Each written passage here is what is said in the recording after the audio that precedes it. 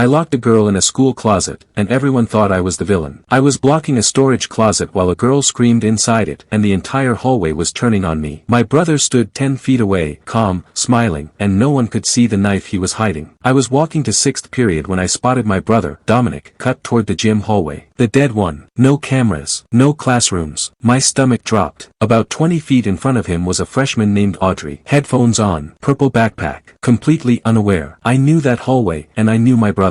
My eyes locked on his arm just as metal flashed under his sleeve. A kitchen knife. The one missing from our drawer at home. He'd been talking about her for weeks. She ignores me, he'd snapped one night, pacing our kitchen. Acts like I don't exist. Audrey was autistic. She barely made eye contact with anyone, but Dominic didn't hear that part. He never did. I ran. I grabbed Audrey's arm before he reached her. She screamed instantly, jerking away. I felt heat crawl up my neck because I knew touching her overwhelmed her, but there was no time. I shoved her into the nearest storage closet and slammed the door shut, twisting the deadbolt. "Let me out," she shrieked, fists pounding metal. "Please, let me out." Her breathing went sharp and fast, like she was drowning. Dominic rounded the corner and stopped. His eyes flicked to the door, then to me. "She's in there," he said softly. "Not a question." "Move," I warned, planting myself in front of the door. The knife slid fully into his hand. "She deserves to feel scared," he hissed. "That's what she did to me." Behind me, Audrey sobbed, "I can't breathe. Please." That's when a real bombshell dropped. The bell rang. Footsteps flooded the hallway. 2 girls froze when they saw me blocking the closet, heard the screaming inside. "Oh my God," one gasped. "What are you doing to her?" "Call security," the other yelled. Dominic slipped the knife back into his sleeve and turned on his charm. "My brother's having an episode," he said smoothly. "I'm handling it." "He's lying," I shouted. "He has a knife." They didn't see it. Audrey slammed her body against the door. "Let me out," she screamed. One girl pulled out her phone. "I'm calling 911. Dominic leaned close to me and whispered, "You're making a mistake. You know what happens to people who get in my way." Students gathered. I heard whispers. "That guy locked her in. Isn't she disabled? What kind of monster does that?" Dominic started backing away. If he disappeared, it would just be me and a terrified girl locked in a closet. "He has a knife," I screamed. "Check his sleeve." Everything froze. Dominic bolted. A senior named Marcus tackled him hard, and the knife clattered across the linoleum. People stared at it in silence. "He was going to kill her," I said, my voice shaking. "That's my brother." Security arrived, then police. They found a notebook in Dominic's bag, pages filled with Audrey's schedule, where she sat, how he'd make her notice. They unlocked the closet. Audrey came out shaking, nonverbal, clawing at her arms. She didn't know I'd tried to save her. She only knew she'd been trapped in the dark. Dominic was arrested and charged as an adult. My parents didn't speak to me for 3 weeks. Not because they didn't believe me, but because I'd been right about him all along. So tell me, am I the monster they saw that day, or did I do the only thing that stopped something far worse?